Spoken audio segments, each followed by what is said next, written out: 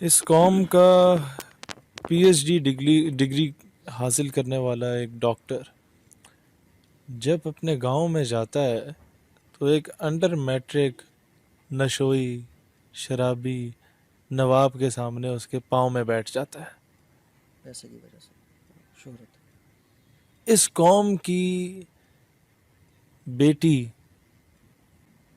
جب اپنے باپ کے ساتھ یا ماں بہن کے ساتھ اپنے نواب کی زمینوں میں کاشت کر رہی ہوتی ہے اور وہ نواب کا بیٹا جو گرلز کالج کے سامنے کاغذ کے ٹکڑے پہ اپنا نمبر لکھ کے تقسیم کر کے واپس آتا ہے تو اس کو گندی نگاہ سے دیکھتا ہے. اس کے باوجود وہ اسی کو اپنا نواب مانتی ہے. تو یہ وہ ذہنی غلامی ہے جو ہمارے اندر رچ بس گئی ہے. یہ قوم، اس کے پاس کوئی ایسا لیڈر نہیں ہے درد دل رکھنے والا کہ یہ قوم مجبور ہو گئی ہے کہ وہ جو نہ مردوں میں آتا ہے نہ عورتوں میں آتا ہے، لیکن کیونکہ وہ ایک سابق وزیر اعظم کا نواسا اور ایک سابق سابقہ وزیر اعظم کا بیٹا ہے تو اس کے علاوہ اور کوئی آپ کے پاس آپشن نہیں ہے. یہ قوم ذہنی غلامی کا شکار ہے. اس قوم کے پاس ایک محنتی قمر زمان کائرہ، ایک محنتی خورشید شاہ اور ایک محنتی بابا قائم علی شاہ اور ایک محنتی اعتزاز احسن جو ہے وہ کسی حیثیت اوقات کا حامل نہیں ہے. اس قوم کے پاس پیچھے بچ گیا ہے تو وہ شیخ رشید کا وہ پیار بچ گیا ہے جو بلاول کی صورت میں ادھر ہے. اس قوم کے پاس پرویز رشید، خواجہ سعد رفیق، احسن اقبال جیسا ٹیلنٹڈ آدمی، ان سب کو نظر انداز کر کے یہ قوم جو ہے وہ میاں صاحب کی صاحبزادگان جو گولو مولو ہیں ان کی زندہ مرد آباد کے نعرے لگائیں گے اور زندہ باد کے نعرے لگائیں گے. اس قوم کے پاس شہباز شریف کے بیٹے کے علاوہ کوئی اور آپشن نہیں ہے. اس قوم کے پاس یہ جدی پشتی غلامی چاہتی ہے. یہ قوم، میں اپنے علاقے میں جب جاتا ہوں تو میں اپنے علاقے کے لوگوں کو کہتا ہوں کہ یار اپنی کسی بڑے بندے کی شادی پہ جاؤ، وہاں جو وی آئی پی کا ٹیبل پڑا ہوتا ہے وہاں پر آپ کو People's Party, Noon League, P T I کے ایم این اے اور اس کے کینڈیڈیٹس ایک ٹیبل پہ بیٹھ کے کھانا کھاتے ہوئے نظر آئیں گے. ان کے پیچھے ایک دوسرے کے گھر کا رستہ کیوں بند کر رہے ہو؟ زاڈی زبان کہتے ہیں راہ بند کرنا، راہ کیوں بند کر رہے ہو؟ ان کے پیچھے اپنے گھر کی عورتوں کو کیوں چھوڑ رہے ہو؟ ان کے پیچھے رشتہ داریاں کیوں ختم کر رہے ہو؟ ہمارے گاؤں میں ہمارا ایک بڑے اچھے ٹرمز ہوا کرتے تھے، ایک کرنل صاحب ہیں ان سے اور ان کی فیملی سے، وہ صرف اس تھرڈ کلاس پالیٹکس کے پیچھے یہ دو خاندان آپس میں الگ ہوئے.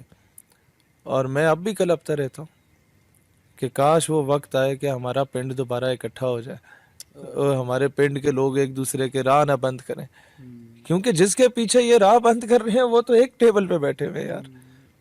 تو we shouldn't act like this. As far as these sort of goons are concerned، یہ پولیٹیکل پارٹیز کے جو لیڈرشپ ہے، میں ایک بات کہنا چاہتا ہوں، یہ قوم خود غلامی کی زنجیر، وہ ایک ہاتھی تھا نا، جب وہ چھوٹا تھا تو اسے رسی سے باندھ دیا گیا تھا تو وہ پاؤں کھینچتا تھا تو وہ چھوڑ نہیں سکتی تھی کیونکہ رسی سخت ہوتی تھی. جب وہ بڑا ہاتھی بن گیا تو اس نے تو ذرا سا پاؤں یوں کرنا تھا تو رسی نے ٹوٹ جانا تھا، لیکن اس نے کبھی یوں نہیں کیا کیونکہ وہ سمجھا کہ شاید میں ہمیشہ سے اس زنجیر سے یا اس رسی سے بندھا رہوں گا. اس نے غلامی کو اپنے اوپر سوار کر دیا تھا. یہ قوم شاید بھول گئی ہے کہ میرا رب وہ رب ہے جو ابابیلوں سے ہاتھی والوں کو مروا دیتا ہے. یہ قوم شاید بھول گئی ہے کہ میرا رب وہ رب ہے جو مچھر سے نمرود کو اس کی اوقات یاد کرا دیتا تھا. یہ قوم، اقبال نے ایک ہی شعر میں بہت بڑا جملہ کہہ دیا، یہ ایک سجدہ جسے تو گراں سمجھتا ہے، ہزار سجدوں سے دیتا ہے آدمی کو نجات. اگر تو رب کے آگے سجدہ ریز ہونا سیکھ جائے نا، تو پٹواری کے آگے نہیں جھکے گا، تو ایم این اے کے آگے نہیں جھکے گا، تو ایم پی اے کے آگے وزیر مشیر ان لچے لفنگوں کے سامنے نہیں جھکے گا جو جعلی ڈگریاں لے کے بیٹھے ہوئے ہیں. اور اگر تو ان کے آگے نہیں جھکے گا تو کسی مقام پہ پہنچ گیا تو امریکہ کے آگے نہیں جھکے گا. یہ ایک سجدہ جیسے تو گرا سمجھتا ہے, جیسے تو مشکل سمجھتا ہے نا کہ پانی ٹھنڈا ہے تو وضو کے میں کریں گے. ساڈا بھی یہ حال ہوتا ہے, ایسے ہی 1000 سجدوں سے دیتا ہے آدمی کو نجات. تو جھکنا تو سیکھنا. ساڈے ہوتے جتنی بڑی پریشانی ہوئے نا, نماز پڑھ کے 2 نفل اسی نیت دین دینے نا تو ہمیں آدھی پریشانی تو ہمیں ختم ہو جاتی ہے نا کہ نہیں معاملہ اللہ دے سپرد ہو گیا, اللہ حل کرے سی. تو اٹ ہیپنس. اسی طریقے سے یہ جدی پشتی غلامی جو ان M N As, M P As, نوابوں, وڈیروں, مشیروں, یہ جو جن کے باپ دادا انگریزوں کے بوٹ پالش کرتے تھے, ان کے کتے نہلاتے تھے, اب یہ قوم ان کتے نہلانے والوں کے کتے نہلا رہی ہے. اتنا اپنا معیار گرا دیا اس قوم نے. اس قوم کو چاہیے کہ آج اپنے اور غیر کو سائڈ پہ رکھے اور کہے کہ ہماری دوستی اور دشمنی کا معیار فقط رسول اللہ علیہ الصلوۃ والسلام کی حرمت اور ناموس کی بنیاد پہ ہوگا. جو ان کے ساتھ وفادار ہے, if he is from PMLN, People's Party, PTI, Labek, JUI or from anywhere, if that particular person is sincere with the dignity and honor of Rasulullah alayhi salam, I would be the first one to support him.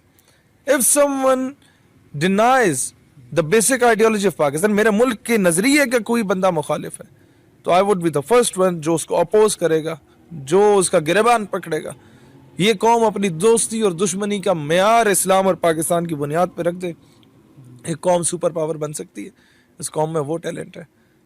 Please subscribe my channel and don't forget to press bell icon for more updates.